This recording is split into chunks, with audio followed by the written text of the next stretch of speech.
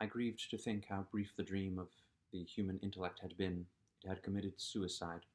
It had set itself steadfastly towards comfort and ease, a balanced society with security and permanency as its watchword. It had attained its hopes to come to this at last. Once life and property must have reached almost absolute safety. The rich had been assured of his wealth and his comfort, the toiler assured of his life and work. No doubt, in that perfect world there had been no unemployed problem, no social question left unsolved, and great quiet had followed. It is a law of nature we overlook, that intellectual versatility is the compensation for change, danger, and trouble. An animal perfectly in harmony with its environment is a perfect mechanism. Nature never appeals to intelligence until habit and instinct are useless. There is no intelligence where there is no change, and no need of change. Only those animals partake of intelligence that have to meet a huge variety of needs and dangers. So, as I see it, the upper world man had drifted towards his feeble pettiness, and the underworld to mere mechanical industry. But that perfect state had lacked one thing even for mechanical perfection: absolute permanency. Apparently, as time went on, the feeding of the underworld, however it was effected, had become disjointed. Mother Necessity, who had been staved off for a few thousand years, came back again, and she began below. The underworld, being in contact with machinery, which, however perfect, still needs some little thought outside habit, had probably retained perforce rather more initiative, if less of every other human character than the upper. And when other meat failed them, they turned to what old habit had hitherto forbidden.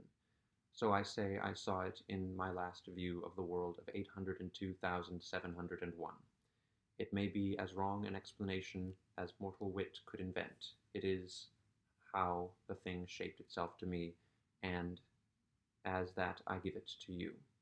After the fatigues, excitements, and terrors of the past days, and in spite of my grief, this seat and the tranquil view and the warm sunlight were very pleasant.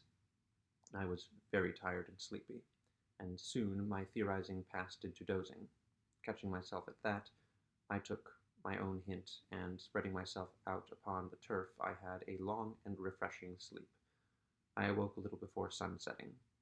I now felt safe against being caught napping by the Morlocks, and stretching myself I came on down the hill towards the White Sphinx. I had my crowbar in one hand, and the other hand played with the matches in my pocket. And now came a most unexpected thing. As I approached the pedestal of the Sphinx, I found the bronze valves were open. They had slid down into grooves. At that I stopped short before them, hesitating to enter.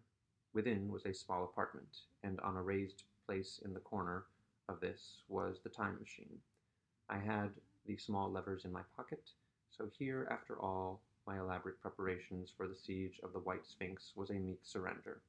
I threw my iron bar away, almost sorry not to use it. A sudden thought came into my head as I stooped towards the portal. For once, at least, I grasped the mental operations of the Morlocks.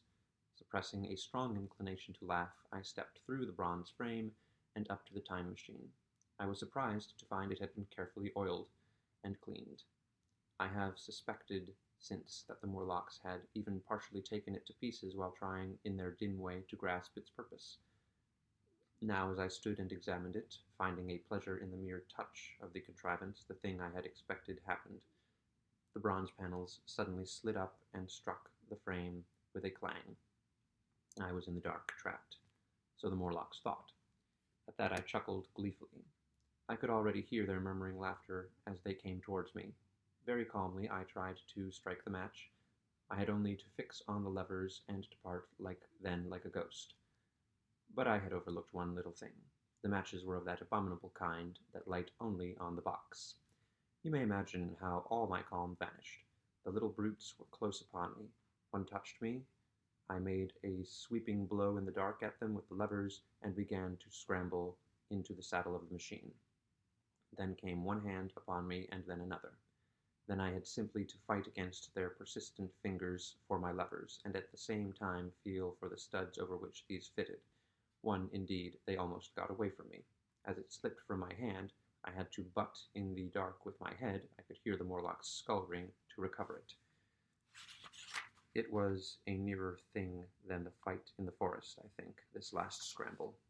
But at last the lever was fixed and pulled over. The clinging hands slipped from me. The darkness presently fell from my eyes.